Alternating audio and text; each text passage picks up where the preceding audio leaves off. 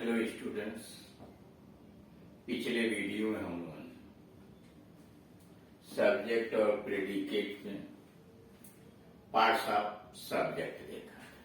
Sentence क्या होता है, उसके दो भाग होते हैं, सब्जेक्ट और प्रेडिकेट। सब्जेक्ट के कितने भाग हो सकते हैं, उन शब्दों को कैसे कैसे रखा जाता है, ये सारी चीजें पिछले वीडियो में हम देख चुके हैं। यहाँ पर मुख्य रूप से हम आपको बताने जा रहे हैं कि सब्जेक्ट के जो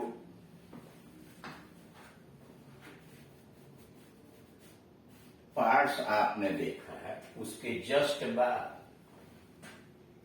आपका नंबर आता है प्रेडिकेट, कि प्रेडिकेट के क्या क्या भाग हो सकते हैं।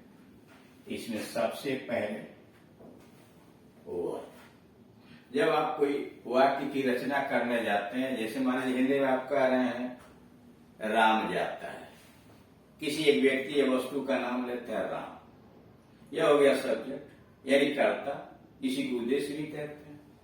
उसके विषय में जो आप बात करने जा रहे हैं, गोज जाता है, यह प्रेडिकेट। दो शब्दों से मिलकर एक वाक्य की रचना हो सकती है, जैसे सीता प्लेस, सीता खेलती। अब इसमें आपसे कोई कहता है कि आप सब्जेक्ट और प्रेडिकेट बता दीजिए, तो पिछले में वीडियो में हमने बताया था कि आप किस प्रकार से सब्जेक्ट छांटेंगे। तो क्रिया में आप कौन, किसने और क्या लगा के प्रश्न करिए। कौन खेलता, तो सीता, सीता हो गया सब्जेक्ट। जो बचा हुआ हो गया प्रेडिकेट। अब यहाँ प्रेडिकेट में केवल वर्ब आया, क्रिया आई, यानी आपका वाक्य सब्जेक्ट और एक वर्ब के बाद फुल स्टॉप में खत्म। तो जब एक ही शब्द है, यानी कुछ ऐसे भी वाक्य होंगे जिसमें प्रेडिकेट में केवल वर्ब होगा, जैसे Sita plays, he goes, she loves. इन तीनों वाक्य में आप देख रहे हैं कि एक शब्द का सब्जेक्ट है और एक शब्द का प्रेडिकेट है, तो उसमें पार्ट्स की कोई बात ही नहीं है। लेकिन अगर प्रेडिकेट पार्ट्स के अंतर्गत कई शब्द आए हुए हैं, तो अगर कई शब्द आए हैं तो वो उनको कैसे रखें, उसका काम क्या है, कौन पहले नंबर पर, कौन दूसरे नंबर पर, कौन तीसरे नंबर पर, अंग्रेजी के व्याकरण के नियम के अनुसार जो रखा जाता है वही प्रेडिकेट पार्ट में देखा जाता है। इसका कोई एक सटीक रूल नहीं है। जैसे देख रहे हैं आप, हमने यहां लिख दिया पार्ट्स ऑफ प्रेडिकेट में सबसे पहले सब्जेक्ट, यानी कुछ वाक्य ऐसे आएंगे जिसमें कर्ता हो गया और क्रिया हो गया। कुछ ऐसे आएंगे कि वर्ब के बाद उसका ऑब्जेक्ट लगा होगा। कुछ ऐसे आएंगे कि वर्ब होगा, ऑब्जेक्ट होगा और उसका कॉम्प्लीमेंट भी होगा। कुछ ऐसे भी वाक्य आ सकते हैं कि वर्ब के बाद सीधे कॉम्प्लीमेंट होगा। कुछ ऐसे वाक्य आएंगे कि उसमें ऑब्जेक्ट नहीं होगा, कॉम्प्लीमेंट भी नहीं होगा, सीधे इंट्रांजिटिव वर्ब होगा। कहने का मतलब कि वाक्य विभिन्न प्रकार होते हैं और ऐसा हमने कोशिश किया कि सभी मॉडल यहाँ लिख दें। एक एक वाक्य, जितने तरह के वाक्य हो सकते हैं यहाँ लिखा हुआ। यहाँ पहले वाले में देख रहे हैं सीता प्लेस, सीता खेलती। प्लेस क्रिया ट्रांजिटिव तो है, सकारात्मक तो है। सकारात्मक का मतलब जिसका कोई ऑब्जेक्ट उस वाक्य में हो। क्योंकि इसमें ऑब्जेक्ट नहीं है तो यहाँ इंट्रांजिटिव के रूप में प्रयोग किया गया, यानी अकर्मक के रूप में। शी गोज, ही गोज, वह विद्यालय, वह जाता है, तो जाता में ही सब्जेक्ट, गोज हो गया प्रेडिकेट, एक शब्द का है इंट्रांजिटिव। यहाँ शी लव्स, लव्स इसमें इंट्रांजिटिव है, एक शब्द का। अब जरा यहाँ आइए, यानी कुछ वाक्य आपने देखा ऐसी रचना होती है कि जिसमें केवल क्रिया आती है, वाक्य बन जाता है। कुछ वाक्य ऐसे होते हैं कि प्रेडिकेट पार्ट के अंतर्गत वर्ब आता है और उसका एक ऑब्जेक्ट कोई होता है। जैसे ये राइट्स ऐसे क्रिया है कि अगर हम केवल लिख दें मोहन राइट्स, तो लगता है कि जैसे बहुत अर्थ पूरा नहीं होगा। हमारे दिमाग में एक रहता है कि लिखता है तो क्या लिखता है, कुछ बात कर, तो हमने उसका लिख दिया ए लेटर। इसमें इसको कहेंगे वर्ब है और ये हो गया इसका ऑब्जेक्ट। यानी राइट्स क्रिया लिखता है, इसको कहेंगे ट्रांजिटिव वर्ब, सकर्मक क्रिया, इसलिए कि इसका ऑब्जेक्ट आया होगा। यानी जिस क्रिया का वाक्य में कोई कर्म ऑब्जेक्ट आया है उसको कहेंगे ट्रांजिटिव। अब ट्रांजिटिव क्या है डिटेल में, इंट्रांजिटिव क्या है अलग से आपको विधिवत समझा दिया जाएगा। यहां चूंकि हम बात कर रहे हैं पार्ट्स ऑफ प्रेडिकेट का, तो वहां देखिए दूसरे प्रकार के, जैसे सीता बाट ए पेन, इसमें देख रहे हैं बाट क्रिया हो गई, ए पेन हो गया उसका ऑब्जेक्ट। यानी इस वाक्य में प्रेडिकेट पार्ट में दो शब्द है, वर्ब है और एक उसका ऑब्जेक्ट है। कुछ वाक्य ऐसे भी आते हैं कि जैसे मान लीजिए मोहन गेव मी ए पेन, हमको इसमें छांटना, तो आपने छांटा कि मोहन ने मुझको एक कलम दिया, ठीक। अब जरा देखिए किसने कलम दिया, मोहन। मोहन हो गया सब्जेक्ट, जो बचा वो प्रेडिकेट हो गया। अब प्रेडिकेट में हमको यह परिभाषित करना है, हमको यह देखना है कि ये जो शब्द आए हुए हैं इस वाक्य में क्यों आए, काम क्या करना, मतलब फंक्शन उनका क्या है। इसमें गेव आया हुआ क्रिया, मी आया है ऑब्जेक्ट, और ए पेन भी ऑब्जेक्ट। यानी कुछ वाक्य ऐसे होते हैं कि जिनकी क्रिया दो दो ऑब्जेक्ट लिए होती है, जैसे मी भी ऑब्जेक्ट है, ए पेन भी ऑब्जेक्ट। अब यह इसका नॉमिनेशन कैसे किए, तो ऑब्जेक्ट दो तरह के होते हैं, एक इनडायरेक्ट ऑब्जेक्ट और दूसरा डायरेक्ट ऑब्जेक्ट। इनडायरेक्ट ऑब्जेक्ट किसको कहते हैं, मुख्य क्रिया में आप किसे या किसको, मतलब whom,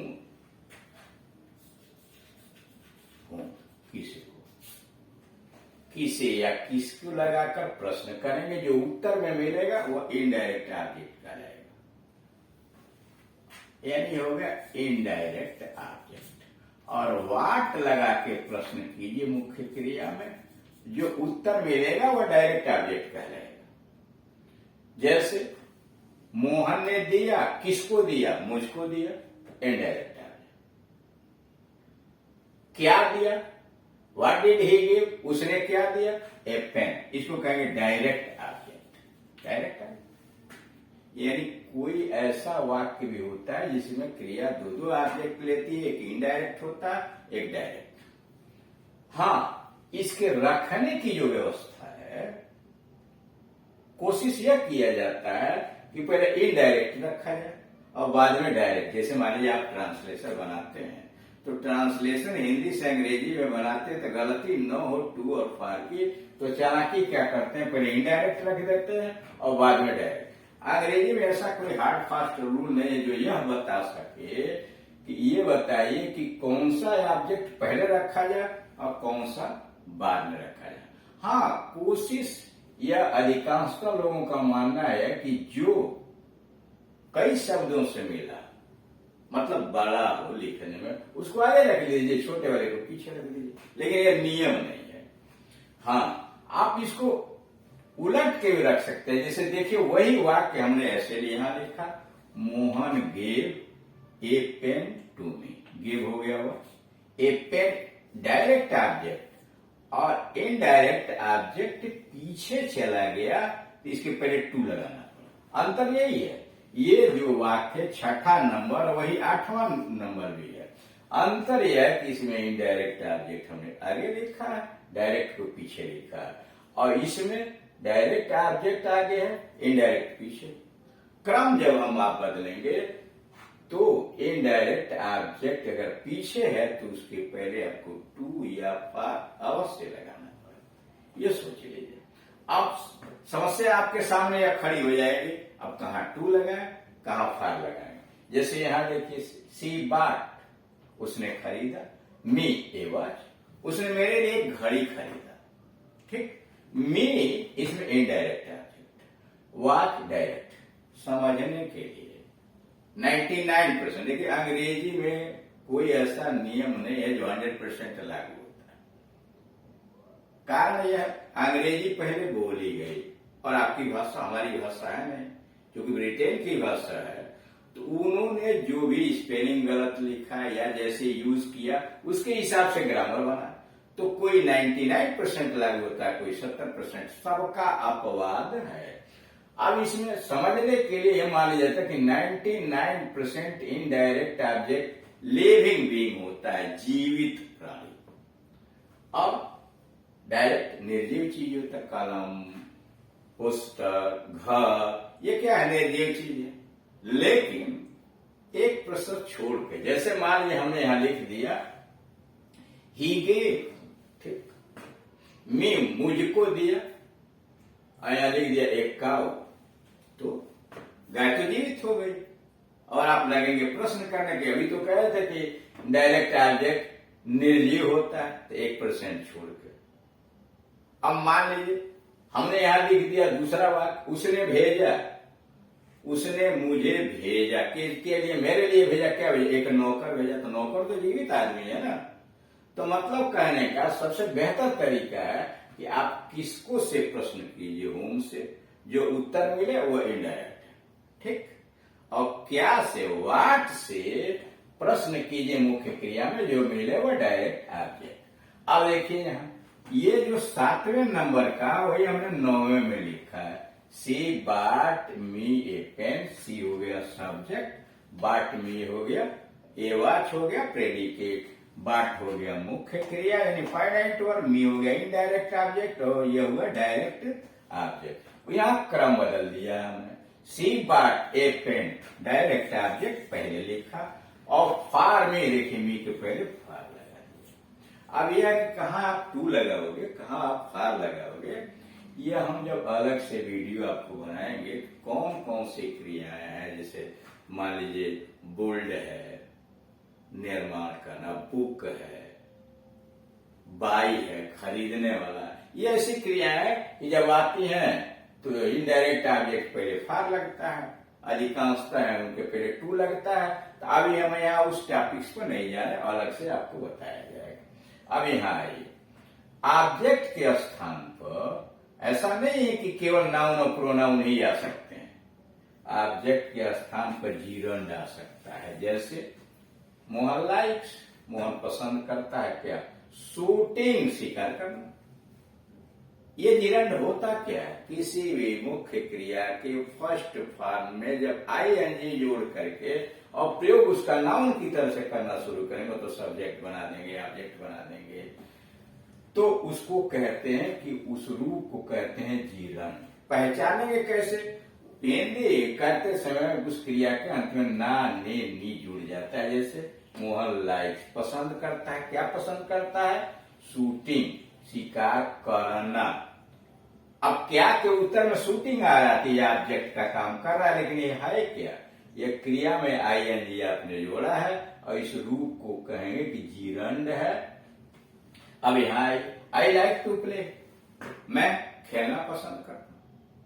अब यहाँ टू प्ले किया है, मुख्य क्रिया के पहले आपने टू लगा दिया, इस रूप को कहेंगे इन्फिनेटिव।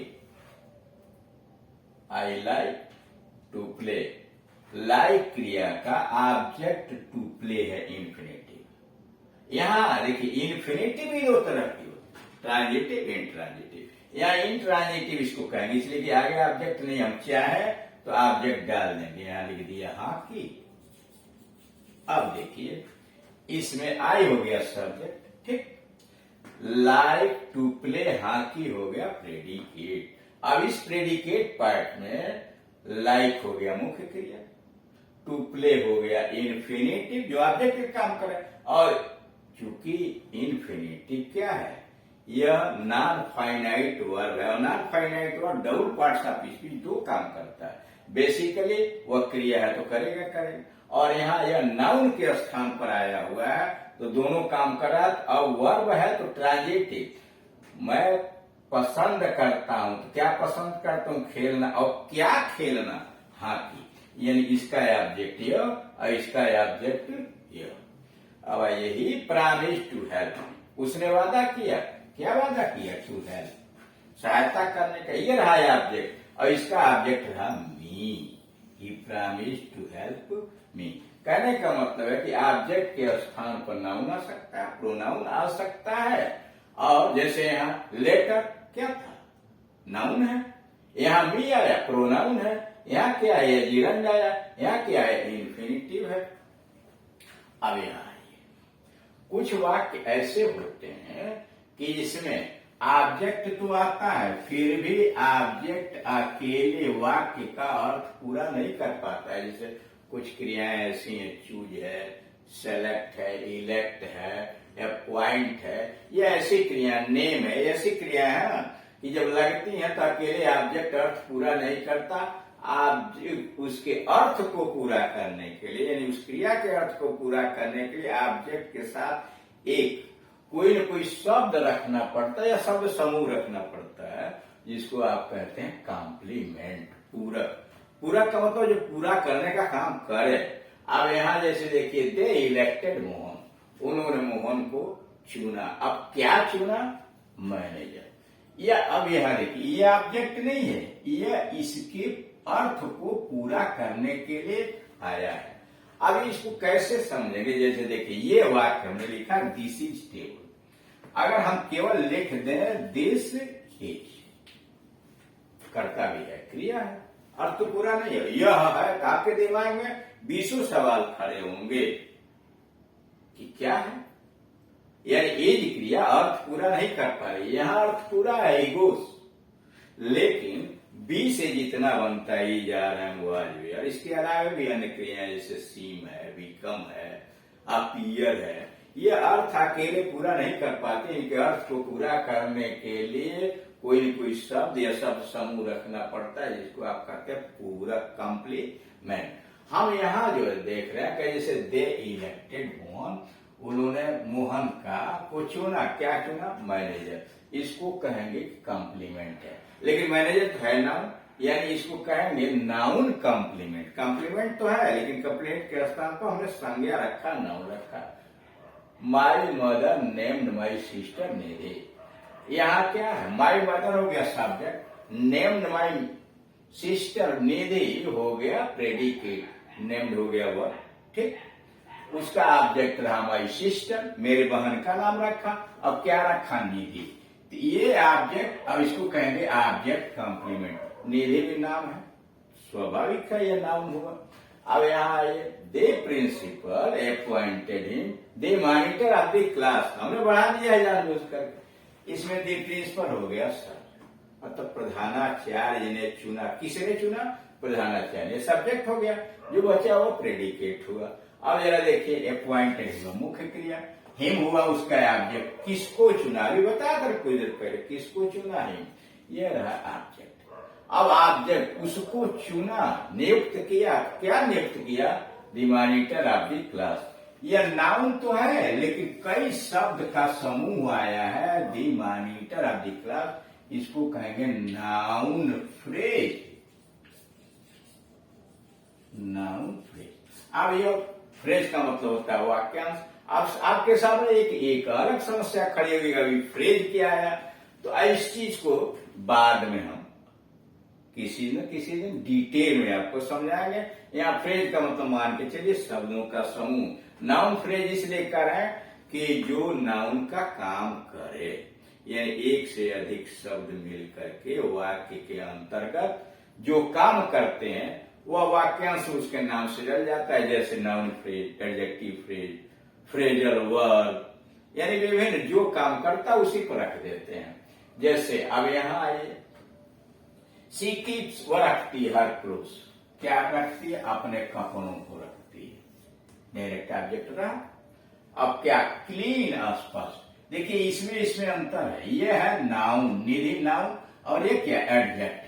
मतलब यह कॉम्प्लीमेंट के स्थान पर एडजेक्टिव आ सकता है, ठीक, नाउन आ सकता है, एडजेक्टिव आता है। अब जरा यहाँ देखिए, I think my servant very sincere. अभी दो शब्द हैं, मैं अपने नौकर को बहुत ईमानदार समझता हूं। अब ये दो शब्द से बना है एडजेक्टिव, इसको कहेंगे एडजेक्टिव फ्रेज। जैसे नाउन फ्रेज नाउन का काम करता था, यहाँ दो शब्द मिल के एडजेक्टिव का काम कर रहा है, इसको कहेंगे एडजेक्टिव फ्रेज। अब आइए, हिज रिप्लाई मेड मी डिसप्लीज्ड, उसके उत्तर ने मुझे निराश कर दिया, नाखुश कर दिया। अब डिस्प्लीज क्या है? ये तो क्रिया का थर्ड फॉर्म है, दूसरी तरह से इसको कहते हैं पास्ट पार्टिसिपल। इसका मतलब यह होगा कि कॉम्प्लीमेंट के स्थान पर कोई पार्टिसिपल आ सकता है, यानी पास्ट पार्टिसिपल क्रिया का थर्ड फॉर्म आ सकता है। ये तो रहा इनके। अब जरा देखिए बी, नीचे जो वाक्य लिखेंगे हैं वो बी के उदाहरण लिखेगा। ई जा रहा है वाज वेयर, ये बनता है ई जा रहा है वाज वेयर प्रेजेंट टेंस, ई जा रहा है प्रेजेंट टेंस में, वाज वेयर पास्ट टेंस में। फ्यूचर में आप जाएंगे तो विल बी शैल भी जोड़ देते हैं। लेकिन अगर अकेले आता है, जैसे हमने लिखा दिस इज, तो वाक्य का अर्थ पूरा नहीं हुआ। इसके अर्थ को पूरा करने के लिए हमने एक शब्द या कुछ शब्दों का चुनाव किया। जैसे यहां लिखा दिस इज, ठीक, यह है, अर्थ तो नहीं पूरा है। तो जब नहीं पूरा है तो हमने मान लीजिए दिस इज ए बॉय, ठीक, यह एक लड़का है, ठीक, बॉय नाउन है। हम आप इसको ऐसे भी बॉय के जगह पर लिख सकते हैं ऐसे, या दूसरी से मान लीजिए आपने लिखा राम वाज, यही राम था, क्या था? ए डॉक्टर, राम एक डॉक्टर। डॉक्टर क्या है? नाउन है, यानी कॉम्प्लीमेंट के स्थान पर कोई नाउन आ सकता है। वाज क्रिया अकेले इसका अर्थ पूरा नहीं कर पा रही है, इसके अर्थ को पूरा करने के लिए हमने लिख दिया a doctor. A doctor, a teacher, a nurse, कुछ भी आप लिख सकते हैं। हाँ, हम इसको चाहे तो बढ़ा सकते हैं, Ram was a wise doctor. Ram एक बुद्धिमान डॉक्टर था। अब इसमें क्या आ गया? तीन शब्द आ गए। अंतर यह है कि इसको कहेंगे आप नाउन, इसको कहेंगे नाउन फ्रेज, यानी कम, जैसे यहां आया था नाउन फ्रेज था ना, the monitor of the class, वैसे यहां ए वाइज डॉक्टर। अब यहां देखिए, हम चाहे तो इसे लिख सकते हैं राम वाज वाइज, केवल लिख दिया वाइज, यानी कॉम्प्लीमेंट के स्थान पर हमने एक एडजेक्टिव डाल दिया। राम बुद्धिमान था, राम वाज इन, राम अंदर था, पोजीशन बता रहा, एडवर्ब हो गया। राम वाज उंडेड, राम घायल था, पास्ट पार्टिसिपल हो। Ram was to go, Ram को जाना था, इन्फिनिटिव हो गया। अब हम मान लीजिए लिख दिए सीइंग इज बिलीविंग, क्या है? बिलीविंग जो है यह तो हो गया आपका जीवन। इतनी सारी बातें हो गई कि कॉम्प्लीमेंट के स्थान पर नाउन हो सकता है, नाउन फ्रेज हो सकता है, एडजेक्टिव हो सकता है, एडजेक्टिव फ्रेज हो सकता है, एडवर्ब हो सकता है, जैसे राम वाज इन, या उसी को बढ़ा दीजिए इन द क्लास या इन द रूम, तो वह हो जाएगा एडवर्बियल फ्रेज। और यह उंडेड घायल था, past participle, to go infinitive हो गया, बिलीविंग जीवन। यानी जब फिर कभी वीडियो बनाएंगे तो आप कॉम्प्लीमेंट को डिटेल से देखिए। इसमें दो पार्ट ऐसे हैं जो आपको थोड़ा सा परेशान कर, ऑब्जेक्ट जो आगे पीछे डायरेक्ट इनडायरेक्ट हुआ, किस तरह का हुआ, क्रम करेंगे तो कांट टू लगाएंगे, काफार लगाएंगे। अब ये कॉम्प्लीमेंट डिटेल में दूसरे वीडियो में समझा दिए। तो आज आपने मुख्य रूप से क्या देखा? Parts of predicate. Parts of predicate के अंतर्गत कोशिश कर सबसे पहले क्रिया रखिए, क्रिया का देख लीजिए, अगर ऑब्जेक्ट आया तो ऑब्जेक्ट रखिए। ऑब्जेक्ट में दो तरह के ऑब्जेक्ट हो गए, इनडायरेक्ट और डायरेक्ट ऑब्जेक्ट। और हो सकता है कि ऑब्जेक्ट का कोई कॉम्प्लीमेंट भी आया हो तो उसके साथ रखिए, नहीं आया तो कोई बात नहीं है। और जो बचे हैं अदर वर्ड्स, दूसरे शब्द, अदर शब्द मतलब कुछ ऐसे भी वाक्य होंगे जिसमें ऑब्जेक्ट न हो करके हमने सीधे लिख दिया ही गोज टू स्कूल, वो विद्यालय जाता, तो गोज हो गया क्रिया, और टू स्कूल तो ऑब्जेक्ट ने सीधे आप एडवर्ब पे चले गए। यानी वह वाक्य की रचना के अनुसार हो सकता है। अब यहाँ कुछ वाक्यों की बनावट होती है कि जिसमें केवल कर्ता होगा, एक क्रिया होगा। कुछ ऐसे होता है कि सकर्मक क्रिया होगी, उसमें एक ऑब्जेक्ट होगा, किसी में दो ऑब्जेक्ट होगा, किसी की ऐसी बनावट होगी ऑब्जेक्ट भी होगा, उसका कॉम्प्लीमेंट भी होगा। कॉम्प्लीमेंट नाउन हो सकता है, एडजेक्टिव हो सकता है, पास्ट पार्टिसिपल हो सकता है, आदि है। उसी तरह से नीचे बी से बनने वाली जितनी क्रियाएं हैं वो अपना अर्थ पूरा नहीं कर पाती, उनके अर्थ को पूरा करने के लिए एक शब्द या शब्दों का समूह आप रखते हैं, उसको कहते हैं कॉम्प्लीमेंट। Good evening. ओके।